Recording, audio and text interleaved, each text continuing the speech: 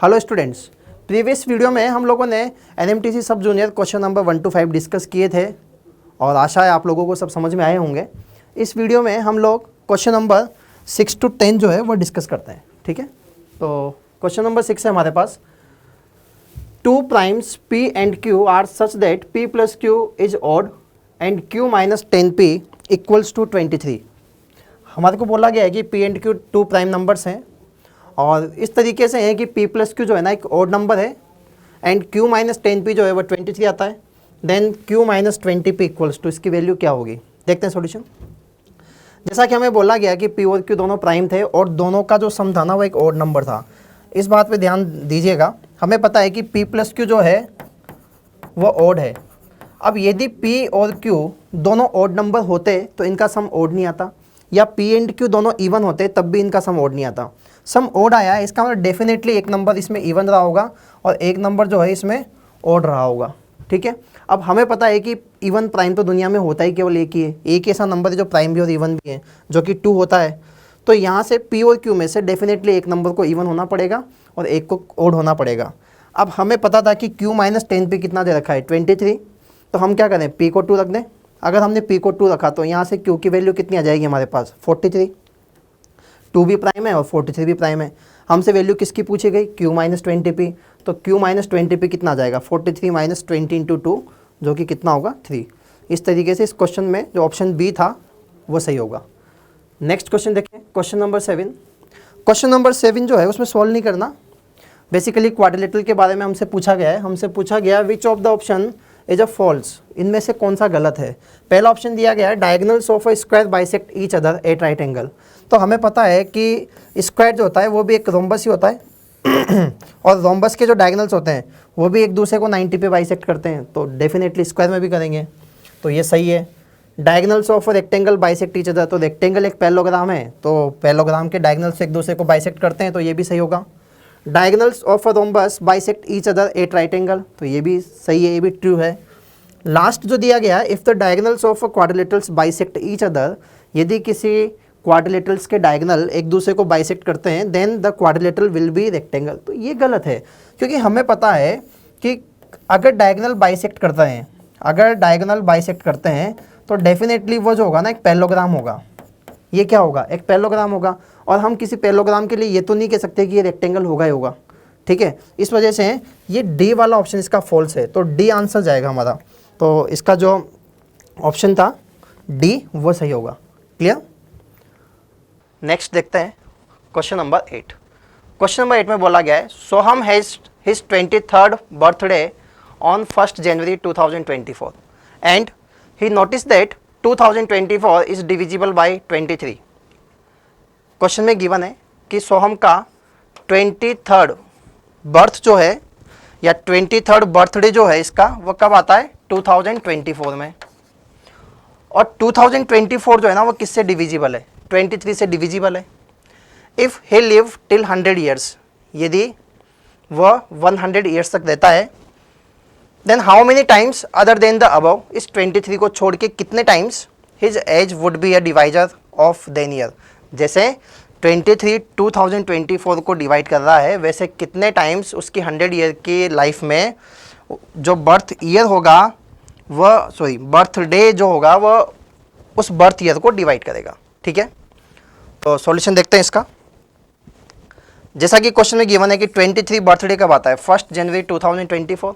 Similar way में अगर हम देखें तो यदि यहाँ 23 है ना तो यहाँ कितना आ रहा है 24 आ रहा है। सेम ऐसे ही फर्स्ट बर्थडे कब आया होगा फिर इसका 2002 में, सेकंड कब आया होगा 2003 में, ऐसे ही चलते जाएं यदि तो 100th बर्थडे जो आएगा उसका वो कब आएगा 2101 में। अब हमें ये चेक करना है कि कितने टाइम्स ये जो नंबर है यहाँ पे वह इस वाले नंबर को डिवाइड करता है। क्लियर। तो इसको चेक करने के लिए हम एक सीधा सा कॉन्सेप्ट यहाँ पे ये ऑब्जर्व कर पा रहे हैं कि यदि ये 1 है ना तो ये 2001 + 1 है, यदि ये 2 है तो 2001 + 2 आ रहा है।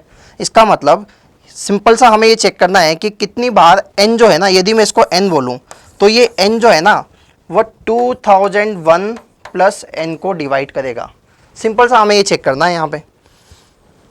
तो यदि इसको हम चेक करें तो 2001 + n जो है वो किससे डिविजिबल होना चाहिए n से।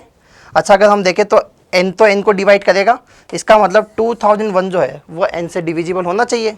इसका मतलब n जो है वो 2001 का फैक्टर होना चाहिए।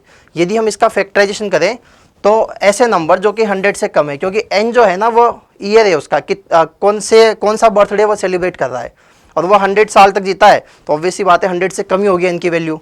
तो ऐसे नंबर जो 2001 को डिवाइड करते हैं और 100 से कम है वो कौन कौन से होंगे, 1, 3, 23, 69, 29 और 87।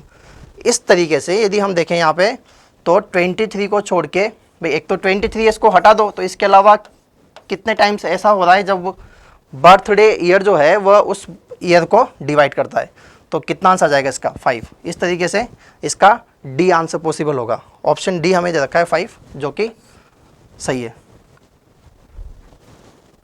क्वेश्चन नंबर 9 है, consider the 2 figures shown here. यहाँ पे 2 फिगर्स आपको डायग्राम में दिखाए गए हैं। बोला गया है कि AB 16 है। दोनों डायग्राम में यहाँ से लेके यहाँ तक की जो लेंथ है ना AB, ये कितनी है, 16 है। यहाँ पे भी यहाँ से लेके और यहाँ तक की जो लेंथ है वो कितनी है, 16 है। PQRS divide AB in equal, ये जो PQR या यहाँ पे PQR STLM ये जो पॉइंट्स है ना, इसको इक्वली डिवाइड करते हैं। तो यहाँ पे अगर देखें तो 16 में ये 4, ये 4, ये 4 और ये भी कितना हो जाएगा, 4। अच्छा, यहाँ पे जो 16 था उसके 8 पार्टीशन होंगे तो कितना कितना हो जाएगा, 2 2। क्लियर। अब इसके सॉल्यूशन में हमसे पूछा गया कि, या इस क्वेश्चन में हमसे आगे पूछा जा रहा है, similarly PQRST LM divide AB in equal length in figure 2 all the curve are semi circles. हमें बोला गया कि ये जो कर्व बने हुए हैं ये सारे कर्व कैसे हैं, सेमी सर्कल्स हैं। तो इस फर्स्ट फिगर का जो शेडेड एरिया है उसको A बोला गया है और इस फिगर का जो शेडेड एरिया है उसको B बोला गया है, और हमसे पूछा गया है कि A और B में क्या रिलेशन हो गया। तो सॉल्यूशन देखते हैं इसका। अब इस पूरे डायग्राम में अगर हम देखें ना तो सारे फिगर्स जो हैं वो इसी शेप से मिलके बने हुए हैं। इसके अंदर इस तरीके के 2 लूप बने हुए हैं, इसमें इस तरीके के 4 लूप बने हुए हैं। तो यदि हम यहाँ पे एक पर्टिकुलर लूप के बारे में देखें तो हमें पता है कि जितना एरिया इसका है ना उतना एरिया इसका है।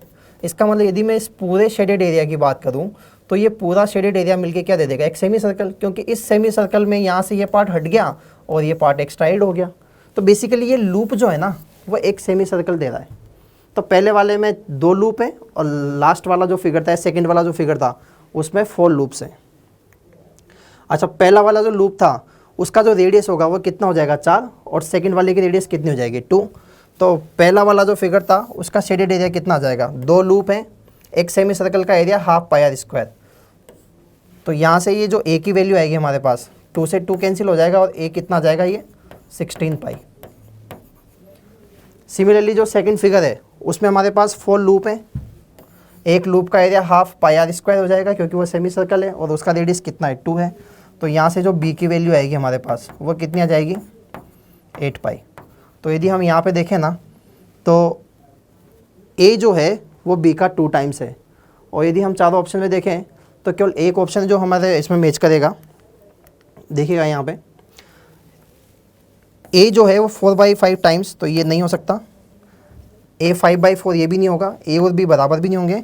ये पहला ऑप्शन हमारा सही जाएगा। इसने बोला A - B is a non zero number, तो हमें पता है कि A और B की वैल्यू अलग अलग आ रही है, तो ऑब्वियस ही बात है वो दोनों के उसका डिफरेंस कैसा होगा, नॉन जीरो होगा। तो नेक्स्ट क्वेश्चन की तरफ बढ़ते हैं अब इसके बाद। Question number 10, the sum of 11 consecutive natural numbers is 121। 11 consecutive natural numbers है हमारे पास जिसका सम कितना आ रहा है, 121। तो the sum of next 3 numbers, उसी सीक्वेंस में जो अगले 3 नंबर आएंगे उनका सम कितना होगा। तो हम क्या करते हैं, इसमें मान लेते हैं कि जो 11 नंबर्स हैं वो क्या क्या हैं, n, n+1, n+2, n+10। देखिए पहला नंबर 0 से स्टार्ट हो रहा है, तो 11th नंबर कहाँ तक जाएगा, 10 तक। इन 11 नंबर का सम हमें दे रखा है कितना, 121। तो n+1 से लेके n+10 तक कितना आ जाएगा, 121। यदि इसको सिंप्लीफाई करें तो 11 टाइम्स n आ जाएगा, और 1 से लेके 10 तक का जो सम आएगा वो 55 आ जाएगा। जब इसको आगे सिंप्लीफाई करेंगे तो यहाँ से n की वैल्यू क्या आ जाएगी, 6। इसी सीक्वेंस के नेक्स्ट 3 नंबर्स की अगर हम बात करें तो ये सीक्वेंस कहाँ तक जा रही है, n+10 तक। तो इसके बाद के जो 3 नंबर होंगे वो क्या होंगे, n+11, 12 और 13। तो सम ऑफ नेक्स्ट 3 नंबर्स n+11, 12 और 13 कितना जाएगा, 3n+11, 11, 12, 13 को ऐड करोगे 36 आ जाएगा। n की वैल्यू हमारे पास आ चुकी थी 6, तो टोटल कितना बन जाएगा 3 × 6 + 36 54। और 54 जो है हमारे पास कहाँ मिलेगा, ऑप्शन नंबर ए में। क्लियर है? तो इस वीडियो में हम लोगों ने क्वेश्चन नंबर 6 से लेकर 10 तक के सॉल्यूशन देखे। उम्मीद करता हूँ आपको सारे सॉल्यूशन समझ में आए होंगे। इसके बाद के नेक्स्ट सॉल्यूशंस देखने के लिए आप लोग नेक्स्ट वीडियो को वॉच करें। Thank you.